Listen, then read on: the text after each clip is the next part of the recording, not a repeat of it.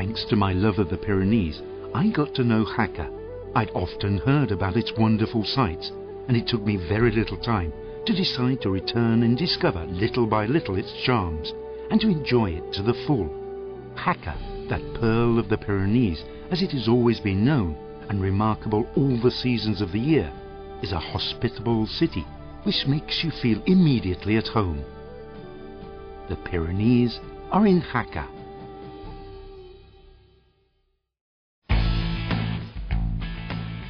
During my journey, I'll describe the places I discover and the sensations they produce in me. Once I've settled in, I feel the need to wander around the town and to discover some of its past. The city may have a short name, but its history is certainly very long, and which began as an Iberian village settled by a tribe called Jacetanos. It was made the first capital of the Kingdom of Aragon by Sancho Ramirez long ago in the 11th century. The king awarded it the famous Charter of Jaca and minted its own currency and extended the importance of the city beyond the borders of the town. On this walk, which is so full of ancient history, we can see some outstanding modernist buildings from the beginning of the 20th century.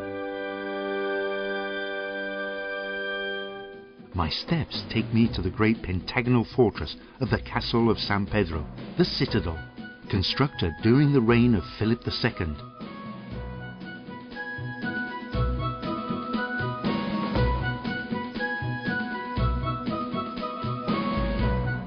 This monument, which is also a Europa Nostra Prize winner, currently houses the Museum of Miniature Soldiers with more than 32,000 pieces.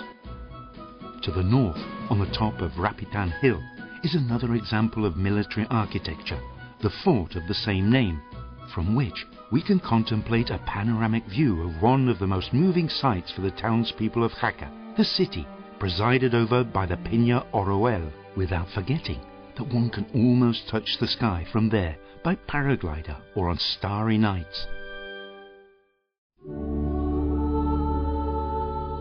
I place my feet on the ground, majestic, sober and unique. Before me is the Cathedral of San Pedro, the first Romanesque cathedral in Spain and seat of the so-called Council of Jaca in the 11th century, which became an important cultural centre, from which was to spread the Jaca Romanesque style along the length of the Pilgrim's Road to Santiago.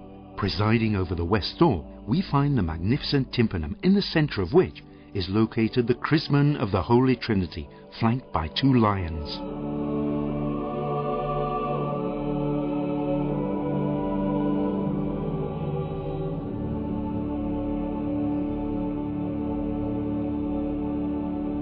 The interior of the cathedral houses the recently restored Diocesan Museum of Medieval Sacred Art, full of precious religious sculptures and painted murals, which give it international importance and make it one of the most foremost collections of Romanesque art in the world. I must confess, the Romanesque style has captivated me, and outside the town, hidden among the extensive vegetation of the Garci-Pollera Valley, I discover the hermitage of Santa Maria de Iguacel, splendidly decorated with checkered stonework from Jaca. There's nothing better for getting to know a city than wandering around it, getting lost among the streets and lanes, discovering the rugged stone treasures, full of history and testament to its peoples and cultures. Secluded in the Marqués de la Cadena Square, we find the slender, finely proportioned old palace of the bailiff in Jaca, the Clock Tower.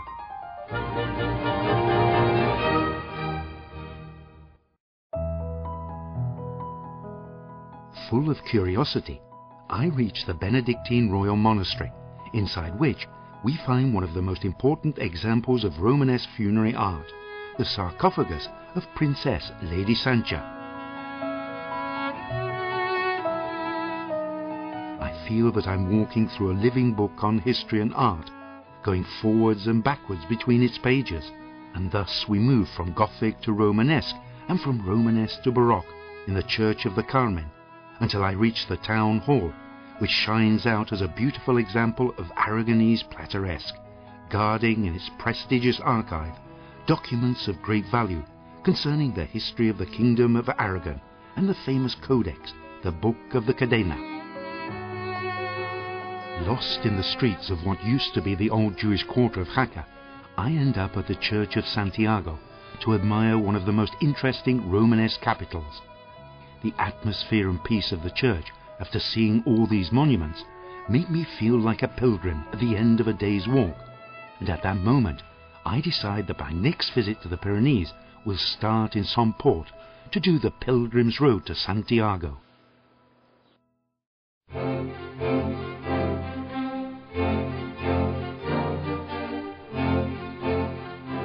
I return to the Pyrenees to fulfill my promise to do the Pilgrim's Road to Santiago through the lands of Aragon.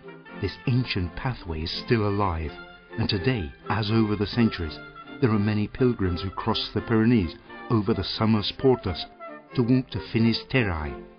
Now in Jaca, the pilgrim shells on the ground will lead me to the hostel, a modern installation exclusively for the pilgrims who do the road to Santiago de Compostela.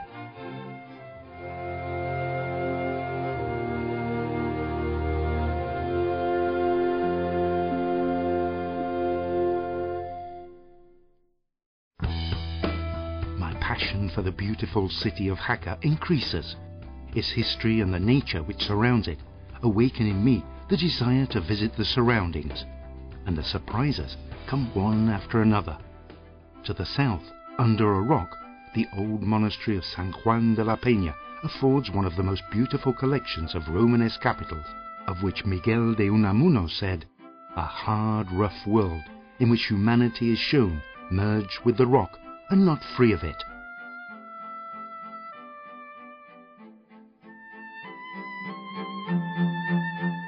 On foot, a short walk away, I reach the recently rehabilitated new monastery, whose baroque gleaming facade appears now saved from obscurity.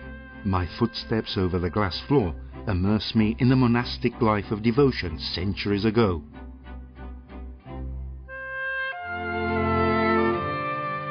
Jaca, a town which evokes daydreams and the desire to fly through its skies and down the nearby valleys. A rest, and I have a new plan. To go to the Eco Museum of the Pyrenees, visiting the villages of the region of Jaca.